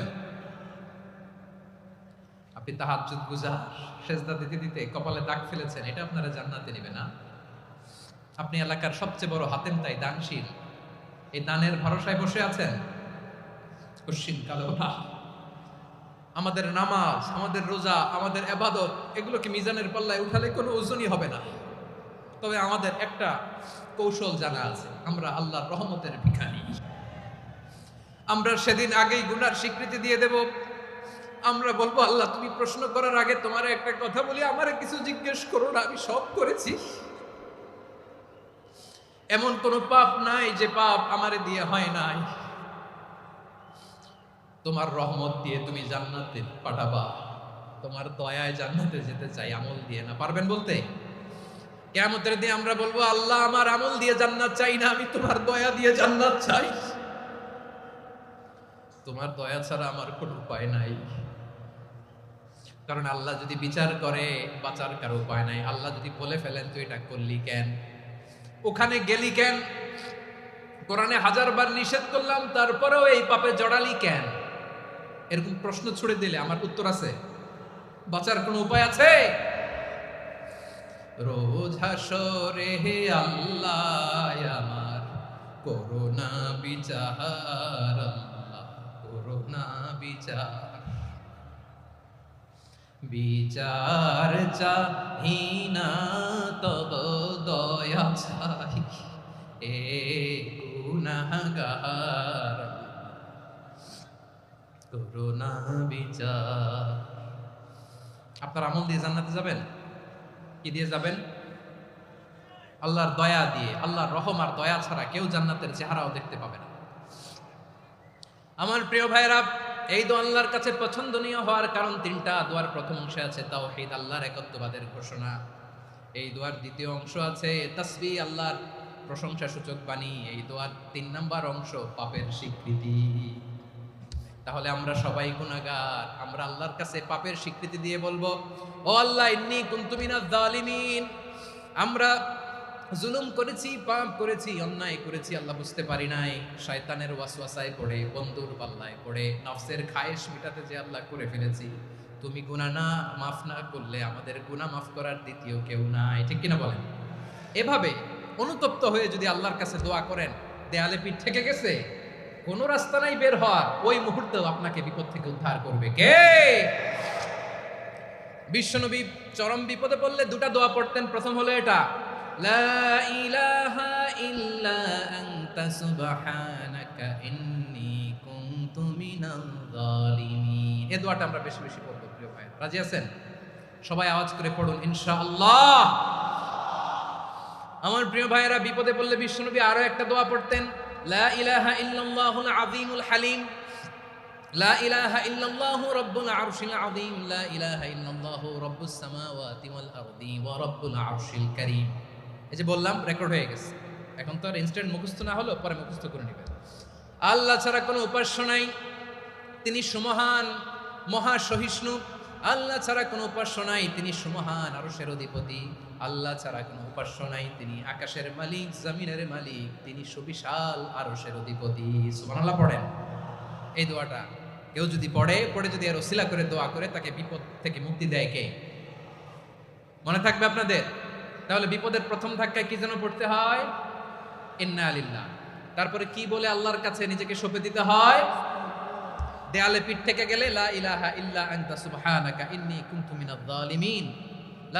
দুই নাম্বার হচ্ছে লা ইলাহা ইল্লাল্লাহুল আযীমুল হালিম, লা ইলাহা ইল্লাল্লাহু রাব্বুল আরশিল আযীম, লা ইলাহা ইল্লাল্লাহু রাব্বুস সামাওয়াতি ওয়াল আরদি ওয়া রাব্বুল আরশিল কারীম। মনে থাকবে?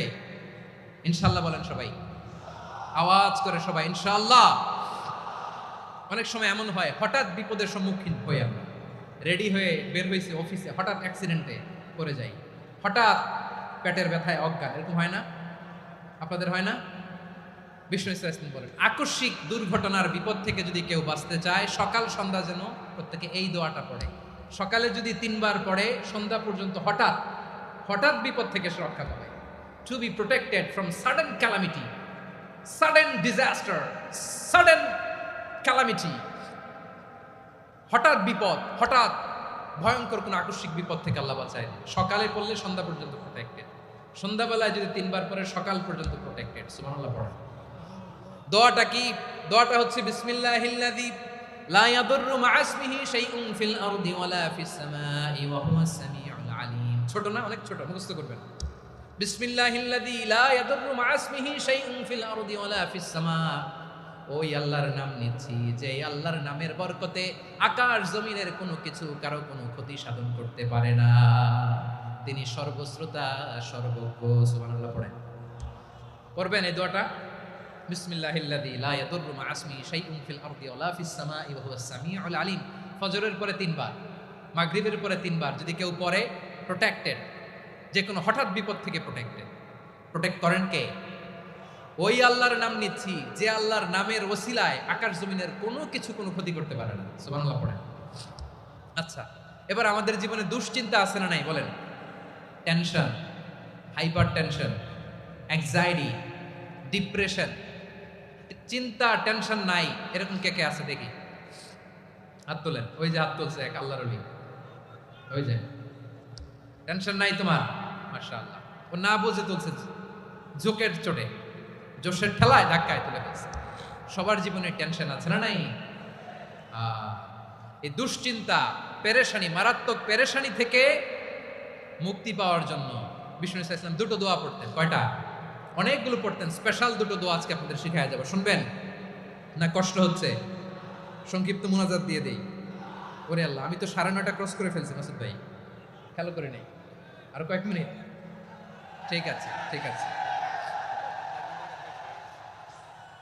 পেরেশানিতে পড়লে, টেনশনে পড়লে এই দোয়াটা, প্রিয় ভাইরা, বিষ্ণু ইসলাম যখন খুব বিপদে পড়তেন, দুশ্চিন্তা ওনাকে ঘিরে ধরতো, উনি পড়তেন ইয়া হাইয়ু ইয়া কাইয়ুম বিরহমাতিকা আস্তাগীথ, ইয়া হাইয়ু ইয়া কাইয়ুম বিরহমাতিকা আস্তাগীথ, ইয়া হাইয়ু ইয়া কাইয়ুম, হে শাশ্বত অবিনশ্বর, হে চিরঞ্জীব, বিরহমাতিকা আস্তাগীথ, তোমার রহমতের উসিলায় তোমার কাছে ফরিয়াদ করি। এটা পড়তেন। আবার আরেক বর্ণনায় এসেছে ইয়া হাইয়ু ইয়া কাইয়ুম বিরহমাতিকা আস্তাগীথ আসলিহ লি শা'নি কুল্লাহু ওয়ালা তাকিলনি ইলা নাফসি তারফাতা আইন। আসলিহ লি শা'নি কুল্লাহ, আল্লাহ আমার সবকিছু আপনি সেটেল করে দেন। আমাদের সব ঝামেলা সেটেল করে দিতে পারে কে? আমরা তো সেটেলমেন্টের জন্য এসপি সাহেবের কাছে যাই, ডিসি সাহেবের কাছে যাই, অমুক ভাইয়ের কাছে যাই, তমুক ভাইয়ের কাছে যাই। এই দোয়া পড়লে আরশের উপর থেকে আপনার ম্যাটার সেটেল করে দিবে কে? তাহলে পড়বেন ইয়া হাইয়ু, এ চিরঞ্জীব। হাইয়ু মানে চিরঞ্জীব, যিনি চিরকাল বেঁচে থাকবেন, মরবেন না। আল্লাহ মরবেন? তার কোনো লয় আছে, ক্ষয় আছে? সূরা আর-রহমানে আল্লাহ বললেন কুল্লু মান আলাইহা ফানি ওয়া ইয়াবকা ওয়াজহু রাব্বিকা যুল জালালি ওয়াল ইকরাম ফাবিআইয়ি আলাই রাব্বিকুমা তুকাযিবান। জমিনে যা আছে সব ভ্যানিশ হয়ে যাবে, নিশ্চিহ্ন হয়ে যাবে, শেষ হয়ে যাবে, সব বিলুপ্ত হয়ে যাবে, একজন ছাড়া। জোরে বলেন তিনি কে? ইয়া হাইয়ু। আমার সাথে আওয়াজ করে পড়েন ইয়া হাইয়ু, ইয়া কাইয়ুম, ইয়া হাইয়ু, ইয়া কাইয়ুম বিরহমাতিকা আস্তাগীথ আসলিহ লি শা'নি কুল্লা ওয়ালা তাকিলনি ইলা নাফসি তরফাতা আইন। এভাবে দোয়া করলে আপনাকে বিপদ মুক্ত করবে কে? এই দোয়াটা কেন পছন্দ আল্লাহর কাছে? কারণ এখানে আল্লাহর দুইটা সুন্দর নাম আছে, গুণবাচক নাম, আল হাই, আল কাইয়ুম। এই দুটো নাম আছে এখানে। আবার এই দুইটা আয়াতুল কুরসির অংশ। আয়াতুল কুরসির শুরুতে এটা আছে না নাই? হ্যাঁ, আছে না নাই? 3 নম্বর কারণ এটা ইসমে আজম। কোন দোয়াটা ইসমে আজম? যে দোয়া ওসিলায় দোয়া করলে আল্লাহ দোয়া ফেরায় না। অনেকগুলো মত আছে, সবচেয়ে ভ্যালিড মত হচ্ছে এটা, ইয়া হাইয়ু ইয়া কাইয়ুম। এর ওসিলা দিয়ে দোয়া করলে দোয়া কবুল করে কে? 2 নম্বরে বিশ্বনবী মারাত্মক বিপদে পড়লে আরেকটা দোয়া পড়তেন, আল্লাহুম্মা ইন্নী আবদুক। আগে দোয়াটা পড়ি, শুনেন। আল্লাহুম্মা ইন্নী আবদুক ওয়া ইবনু আবদিক ওয়া ইবনু আমাতিক নাসিয়াতি বিয়াদিক মাদিন ফিয়া হুকমুক আদলুন ফিয়া কাদাউক আসআলুকা বিকুল্লি ইসমিন হুয়া লাক সাম্মাইতা বিহি নাফসাক আও আনসালতাহু ফি কিতাবিক আও আল্লামতাহু আহাদাম মিন খালকিক আও ইস্তা'সারতা বিহি ফি ইলমিল গায়বি ইনদাক আন তাজআলাল কুরআনা রাবিআ কলবি ওয়া নূরা সাদরি ওয়া জালাআ হুজনি ওয়া যাহাবা হাম্মি। সুবহানাল্লাহ পড়েন। বিষ্ণু বলতেন আল্লাহুম্মা ইন্নী আবদুক, ও আল্লাহ আমি আপনার গোলাম, ওয়া ইবনু আবদিক গোলামের ঘরের গোলাম, ওয়া ইবনু আমাতিক বাদির ঘরের গোলাম। মানে আল্লাহ আমি আপনার গোলাম। আমার বাবা আব্দুল্লাহ ছিল আপনার গোলাম, আমার মা আমিনা ছিল আপনার বাদী। মানে আমরা গোলাম বংশের, সব গোলাম। নিজের এর চেয়ে আর ছোট করে আল্লাহর কাছে উপস্থাপন করা যায় আমার ভাইরা? কথা কি বুঝতেছেন? নিজেকে এর চাইতে ছোট, নগণ্য আর তুচ্ছ করে আল্লাহর সাথে প্রেজেন্ট করা যায়? বিশ্বনবী বললেন, ও আল্লাহ আমি আপনার গোলাম, গোলামের ঘরের গোলাম, দাসীর ঘরের গোলাম। নাসিয়াতি বিয়াদিক, আমার মাথার চুলের ছুটি আপনার হাতের মুঠোয়। আপনি ডানে টান দিলে আমি ডানে যেতে বাধ্য, আপনি বাঁয়ে টান দিলে বাঁয়ে যেতে বাধ্য। সুবহানাল্লাহ বলেন। পিছনে 2-1 ভাই দাঁড়ালেন কেন? হ্যাঁ, বসুন। জায়গা চেঞ্জ করতেছে, সেই দুপুর থেকে বসে আছে আমি জানি। মাশাআল্লাহ, কেউ 2-1 বেরিয়েছে, গ্যাপ পূরণ করতেছে। মাশাআল্লাহ। পড়েন সুবহানাল্লাহ আলহামদুলিল্লাহ লা ইলাহা ইল্লাল্লাহু মুহাম্মাদুর রাসূলুল্লাহ সাল্লাল্লাহু আলাইহি ওয়াসাল্লাম। বিশ্বনবী বললেন, আল্লাহ আমার মাথার চুলের ঝুঁটি আপনার হাতের মুঠোয়। আচ্ছা, এইভাবে কাকে ধরা হয়? যে খুব ছোট, ঠিক কি না? নিজেকে কত ছোট করলেন বিশ্বনবী। ও আল্লাহ আমার মাথার চুলের ঝুঁটি আপনার হাতের মুঠোয়, আপনি ডানে টানলে আমি ডানে যাব, বাঁয়ে টানলে বাঁয়ে যাব। আল্লাহ আসআলুকা বিকুল্লি ইসমিন হুয়া লাক নাসিয়াতি বিয়াদিক মাদিন ফিয়া হুকমুক। আপনার নির্দেশ আমার উপর কার্যকর হবেই হবে। আদলুন ফিয়া কাদাউক, আপনার ফয়সালা, যেই ফয়সালাই আপনি আমার জন্য করেন এটাই ইনসাফ। সুবহানাল্লাহ বলেন। আমরা আল্লাহর ফয়সালায় সন্তুষ্ট হতে চাই না। কত কমপ্লেইন, আল্লাহ তুমি এটা দিলা না, ওইটা পাইলাম না, ওইটা হইল না রে, এরকম অভিযোগ, কমপ্লেইন আমাদের আছে না নাই? আর বিশ্বনবী বলতেন আদলুন ফিয়া কাদাউক, আল্লাহ আমার জন্য তোমার যেটা ফয়সালা এটাই সবচেয়ে শ্রেষ্ঠ ইনসাফ, এর চেয়ে ইনসাফ আর হতে পারে? এভাবে কায়মান বাক্যে আল্লাহর কাছে বিশ্বনবী দোয়া করতেন। এরপরে বিশ্বনবী বললেন, আল্লাহ তোমার যত নাম আছে সব নামের ওসিলায় দোয়া করি, যে নাম তুমি আমাদেরকে জানিয়েছো, যে নাম তুমি আমাদেরকে জানাও নাই, যে নাম তুমি কোরআনে নাজিল করেছো, যে নাম নাজিল করো নাই, যে নাম শুধু নবীদেরকে জানিয়েছো। আর আল্লাহর এমন কিছু চমৎকার চমৎকার সুন্দর সুন্দর নাম আছে, এই নামগুলো রব্বুল আলামিন কাউকে জানাবে না। সুবহানাল্লাহ বলেন। আমরা তো 99 নাম জানি, 100 নাম জানি আল্লাহ, কিন্তু আল্লাহর এমনও কিছু নাম আছে যেগুলো আল্লাহ বিশ্বনবীরও জানায় নেই, এগুলো আল্লাহ ইলমুল গাইবে রেখে দিয়েছেন। দোয়ার সময় বলবেন, আল্লাহ তোমার যেই নামগুলো জানি, যেগুলো জানি না, যেগুলো কোরআনে আছে, যেগুলো নাই, যেগুলো নবীরে খাসভাবে জানাইছে ওগুলোর উসিলায়, যেগুলো কোনোদিন জানাবাও না তোমার ওই নামের উসিলাও তোমার কাছে চাও। আল্লাহ কোরআনকে আমার হৃদয়ের বসন্ত বানাও, আমার বক্ষের জ্যোতি বানাও, আমার চিন্তা দুশ্চিন্তা তুমি দূর করে দাও। বিশ্বনবী বললেন, এই কালিমাগুলো, এই বাক্যগুলো পড়ে যদি কেউ আল্লাহর কাছে ফরিয়াদ করে, তার হৃদয় থেকে দুশ্চিন্তা কাটিয়ে দিবে কে? পড়বেন, এই দোয়াগুলো পড়বেন। আচ্ছা, সব শেষে বলি, ঋণের বোঝায় যারা জর্জরিত, বিষ্ণু ইসলাম চমৎকার একটা দোয়া শিখিয়েছেন। আমাদের অনেকে ঋণের বোঝায় জর্জরিত, আছে না নাই? এদিকে কেউ আছেন? থাকলে হাত তোলার দরকার নেই, থাকলে এই দোয়াটা পড়বেন। এক সাহাবীর নাম আবু উমামা, নামাজের ওয়াক্ত ছাড়া উনি মসজিদে যেয়ে বসে আছে। বিশ্বনবী বললেন, কিরে আবু উমামা, নামাজের তো ওয়াক্ত হয় না, মসজিদে কি? সাহাবী বলে, হুমুমুন লাজিমাতনি ওয়া দুয়ুন, নবী গো, ঋণের বোঝায় এমন টেনশনে আছি, ঘরে থাকতে পারলাম না, মসজিদে চলে আসছে। বিশ্বনবী বলেন, আমি কি তোমার এমন একটা দোয়া শিখাবো যেটা পড়লে আল্লাহ তাআলা তোমার ঋণের বোঝা হালকা করে দিবে? আবু উমামা বললেন, ইয়া রাসূলুল্লাহ, অবশ্যই শিখাবেন। বিশ্বনবী বললেন, তাহলে তুমি পড়বা, আল্লাহুম্মা ইন্নী আউযু বিকা মিনাল হাম্মি ওয়াল হাযান ওয়া আউযু বিকা মিনাল জুবনি ওয়াল বুখল ওয়া আউযু বিকা মিন গলাবাতিদ দাইনি ওয়া কাহরির রিজাল। ও আল্লাহ, তোমার কাছ থেকে দুশ্চিন্তা থেকে পানাহ চাই, কৃপণতা, ভীরুতা, অলসতা, কার্পণ্যতা, এই সব কিছু থেকে, মানুষের কঠোরতা, আমার উপর মানুষের আধিপত্য এবং ঋণের বোঝা থেকে পানাহ চাই।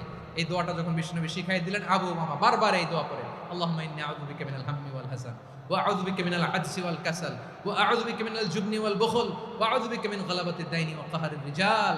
আবু উমামা বলে, এই দোয়া আমি পড়তে লাগলাম আর পড়তে লাগলাম, কিছুদিন পরে দেখা গেল বিশ্বনবীর শেখানো এই দোয়ার বদৌলতে আল্লাহ তাআলা আমার সব ঋণ পরিশোধের ব্যবস্থা করে দিয়েছেন। পড়বেন, পড়বেন। আমার প্রিয় পটুয়াখালীর ভাইরা, বিশ্বনবীর জামাতা সাইয়্যিদিনা আলী রাদিয়াল্লাহু তাআলা আনহুর কাছে এক লোক এসে বলে, হে আলী, ঋণের বোঝায় আমি জর্জরিত, আমার কিছু অর্থ দিয়ে সাহায্য করো। সাইয়্যিদিনা আলী রাদিয়াল্লাহু তাআলা আনহু বললেন, আমি কি তোমার এমন একটা দোয়া শিখাবো যেটা বিশ্বনবী আমাদের শিখিয়েছেন? এই দোয়া যদি তুমি পড়ো, লাউ কানা আলাইকা মিসলু জাবালিন কাবীরিন দাইনান আদাল্লাহু আনকা, পাহাড় পরিমাণে যদি ঋণের বোঝা হয়, আল্লাহ এটা পরিশোধের ব্যবস্থা করে দিবেন। ছোট্ট একটা দোয়া বিশ্বনবী শিখালেন, বললেন, তুমি পড়বা, আল্লাহুম্মা কফিনি বিহালালিকা আন হারামিকা ওয়া আগনিনি বিফাদলিকা আম্মান সিওয়াক। মুখস্থ আছে? হ্যাঁ, আছে। আল্লাহুম্মা কফিনি বিহালালিকা আন হারামিক, আল্লাহ তোমার হালাল দিয়ে আমাকে পরিতুষ্ট করো, হারাম থেকে বাঁচিয়ে রাখো, আর তোমার অনুগ্রহে মানুষের মুখাপেক্ষী যেন আমি না হই, আমি যেন সবসময় তোমার মুখাপেক্ষী হয়, ওই তৌফিক দিও। সুবহানাল্লাহ পড়েন। এই দোয়া বেশি বেশি পড়লে ঋণের বোঝা হালকা করে দিবে কে? তাহলে প্রিয় ভাইয়েরা, বিপদে পড়লেই প্রথমে কি করবেন? পটুয়াখালী ভুইলা গেছে, বিপদে পড়লেই প্রথমে ইন্না লিল্লাহ কি বলে নিজেকে আল্লাহর কাছে সঁপে দিতে হয়? হাসবুনাল্লাহ। চরম বিপদে দেয়ালে পিঠ থেকে গেছে, তখন লা ইলাহা ইল্লা আনতা সুবহানাকা ইন্নী কুনতু মিনাজ জালিমিন। এরপরে লা ইলাহা ইল্লাল্লাহুল আযীমুল হালিম, এই দোয়া। আকস্মিক বিপদ, হঠাৎ যেন কোনো বিপদ আমাকে পেয়ে না বসে, এটার জন্য বিসমিল্লাহিল্লাযী লা ইয়াদুররু মা ইসমিহি শাইউন ফিল আরদি ওয়ালা ফিস সামাই ওয়া হুয়াস সামিউল আলীম। সকালে 3 বার, রাতে 3 বার। আর মারাত্মক tension, hyper tension, anxiety, depression থেকে বাঁচার জন্য 2 দোয়া, ইয়া হাইয়্যু ইয়া কাইয়্যুম, ইয়া হাইয়্যু ইয়া কাইয়্যুম, মনে থাকবে? আর আল্লাহুম্মা ইন্নী আবদুক, এই দোয়া। ঋণ থেকে বাঁচার জন্য 2 দোয়া, আল্লাহুম্মা ইন্নী আউযু বিকা মিনাল হাম্মি ওয়াল হাযান, এটা। আর আল্লাহুম্মা কফিনি বিহালালিকা আন হারামিকা ওয়া আগনিনি বিফাদলিকা আম্মান সিওয়াক। আর সব সময় পড়ার জন্য একটা আমল দিয়ে যাই, উঠতে বসতে, অফিসে যাচ্ছেন, অফিস থেকে ফিরতেছেন, বসে আছেন, শুয়ে আছেন, ছোট্ট এক শব্দে আমরা যেন বেশি বেশি পড়ি, আস্তাগফিরুল্লাহ। আওয়াজ করে আমার সাথে পড়ুন, আস্তাগফিরুল্লাহ। আবার পড়ুন, আস্তাগফিরুল্লাহ। আল্লাহ রাসূল সাল্লাল্লাহু আলাইহি ওয়াসাল্লাম বলেন, মান লাজিমাল ইস্তিগফার, যে সব সময় এরকম ইস্তিগফারের সাথে লেগে থাকে, জাআলাল্লাহু লাহু মিন কুল্লি দীকিন মাখরাজা, আল্লাহ তাআলা তাকে কোনো বিপদে আটকান না, সে জীবনে আটকাবে না, যে কোনো বিপদে আল্লাহ তার রাস্তা বের করে দিবেন। Way out, you will get a way out and solution. সুবহানাল্লাহ। ওয়া মিন কুল্লি হাম্মিন ফারাজা, দুশ্চিন্তা মুক্ত হবে। ওয়া ইয়ারযুকহু মিন হাইসু লা ইয়াহতাসিব, এমন জায়গা থেকে আল্লাহ রিজিকের বন্দোবস্ত করবে যেটা সে কল্পনাও করে নাই। আওয়াজ করে পড়েন সুবহানাল্লাহ। তাহলে মনে থাকবে আস্তাগফিরুল্লাহর কথা। সব শেষ কথা বলবো, সব শেষ। আমার প্রিয় ভাইয়েরা, এটা গেল নিজের বিপদ। কিসের বিপদ? নিজে যদি বিপদে পড়েন। অন্যের বিপদ যদি দেখেন, এটার জন্য একটা দোয়া আছে। অনেক সময় আমরা দেখি হাসপাতালে ক্যান্সারের 3rd স্টেজে চলে গেছে, লোকটা হ্যাংলা হয়ে চিকন হয়ে হায়রে কি কষ্ট পায়, দেখি না? বিষ্ণু বলে একটা দোয়া যদি কেউ অন্যের কোনো বিপদ দেখে পড়ে, ওই বিপদ তার জীবনে কখনো আসবে না। শুনবেন? শোনার আগ্রহ আছে? অনেক সময় হয় যে আমরা মহাসড়ক দিয়ে যখন চড়ি, দুর্ঘটনায়, আইরে আল্লাহ, দুর্ঘটনায় মানুষের মাথা একদিকে, দেহ আরেকদিকে, ব্লিডিং, এরকম হয় না? আল্লাহ তুমি হেফাজত করো। বিশ্বনবী বলেন এই দুর্ঘটনা দেখে কেউ যদি এই দোয়াটা পড়ে, তার জীবনে সে কোনোদিন এরকম অ্যাক্সিডেন্টের সম্মুখীন হবে না। শুনবেন? বিশ্বনবী বলেন অন্যের বিপদ দেখে কেউ যদি পড়ে, আলহামদুলিল্লাহিল্লাযী আফানি মিম্মা বতালাকা বিহি ওয়া ফাদ্দালানি আলা কাসীরিন মিম্মান খালাকা তাফদীলা, মানে প্রশংসা সে আল্লাহর, যে আল্লাহ তাআলা তোমাকে যেই জিনিস দিয়ে পরীক্ষা করেছে, আমাকে ওইটা থেকে বাঁচিয়ে দিয়েছে। তোমাকে আল্লাহ যেই বিপদে ফেলেছে, আমাকে ওই বিপদ থেকে তিনি মুক্ত রেখেছে, আর তার অনেক সৃষ্টির উপর আমাকে তিনি প্রাধান্য দিয়েছে। সুবহানাল্লাহ পড়েন। যে কোনো বিপদ, কারো ক্যান্সার দেখে যদি এই দোয়াটা আপনি বিশ্বাসের সাথে পড়েন, জীবনে কোনোদিন ক্যান্সার রোগে আক্রান্ত হবে না। দুর্ঘটনা দেখে যদি পড়েন, ওই দুর্ঘটনা আপনাকে স্পর্শ করবে না। যে কোনো কারো বিপদ দেখে যদি কোনো বিশ্বাসী বান্দা এই দোয়া পড়ে, বিশ্বনবী বলেন লাম ইউসিবহু যালিকাল বালা, ওই বিপদ তাকে আর ধরবে না। উফিয়া মিনহু মিন যালিকাল বালা কাইনাম মা কান, সে যতদিন হায়াত পাবে কোনোদিন ওই বিপদ তাকে স্পর্শ করবে না। এই দোয়াটা পড়তে রাজি আছেন আমার প্রিয় ভাইরা? তাহলে পুরো আলোচনার সেন্ট্রাল থিম হচ্ছে আমাদের জীবনে বিপদ আসবে, কষ্ট আসবে, দুঃখ আসবে, কিন্তু বিপদে আপদে আমরা হাল ছেড়ে দিব না, হতাশ হব না। মুমিন হতাশ